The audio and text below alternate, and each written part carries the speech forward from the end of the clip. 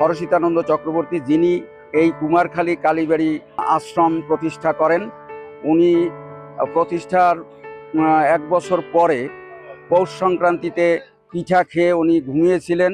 ভোরবেলায় মা অর্থাৎ কালীমা ওনাকে ডেকে ডেকে পিঠা খাওয়ার আবদার জানালে উনি বললেন যে আগামী অমাবস্যায় অর্থাৎ মাঘ মাসের অমাবস্যায় তোমাকে পিঠা খাওয়ানো হবে। তখন প্রথম বছর বট গাছ এবং একটা বড় বকুল গাছ ছিল, সেই বকুল গাছে উনি চুলা উঠাইয়া, আগলা চুলা উঠাইয়া ওইখানে পিঠা ভাজা হয়।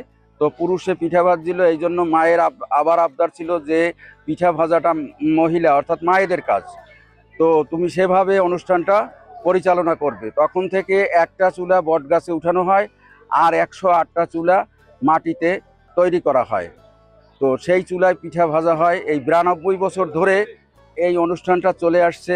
যারা যেভাবে মানত করে, যে রোগ মুক্তির জন্য যে মানত করে, বিশেষত এখানে যে মায়েরা নিঃসন্তান থাকে, সন্তান লাভের আশায় আসে, সেই সন্তান লাভ করলে তারা, আজকেও অনেক মায়েরা আসছে সন্তান নিয়ে, যারা কোলে সন্তান নিয়ে পিঠা ভেজে মাকে দেবে। সেই পিঠা ভাজা অনুষ্ঠান হলে ওই পিঠা আবার ভক্তবৃন্দদের মাঝে প্রসাদ হিসাবে বিতরণ করা হয়। এইভাবে 92 বছর ধরে এই অনুষ্ঠানটা চলে আসছে। লোকমুখে এখানে শুনে আমি আসি এবং এখানে আসার পরে যা যা করণীয় করি এবং আমি কনসিভ করি তারপরেই সেখান থেকে।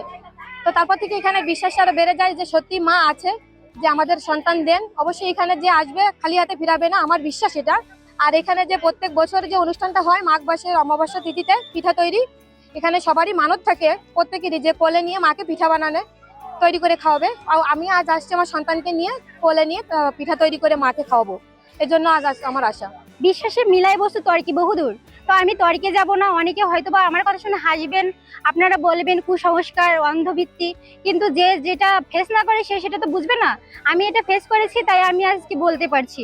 আমি তিনটা বাচ্চা হারাইছি, মিসক্যারেজ হয়ে গেছে আমার।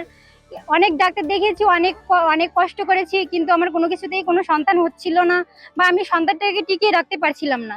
কিন্তু যখন আমি এখানের কথা শুনলাম, আমি অনেক আত্মবিশ্বাস নিয়ে এখানে এসেছি। আর সেই আত্মবিশ্বাসের মর্যাদা মা আমার রেখেছে, আমার ডাক মা শুনেছে আজ, তাই আমি একটি সন্তান কোলে নিয়েই মার কাছে আসতে পারছি। আমিও মনে মনে আশা করেছি যখন আমার একটা সন্তান হবে, আমি এখানে আমার সন্তানকে কোলে নিয়ে পিঠা বসবো। আপনারা আজ দেখতে পাচ্ছেন লাখ লাখ মানুষ, হাজার হাজার মানুষ তার সন্তানকে নিয়ে এসেছে এই পিঠা ভাজার অনুষ্ঠানে। আমার একটা ছেলে 10 বছর বয়স, তাই মুখে কি হয়েছিল ছোট থাকতে 3 দিন বয়সের সময়, তারপরে যাই এখানে আসছে, মার এখানে আসছে মুক্তি হয়েছে। অনেক ডাক্তার দেয়, কাজ হয় না।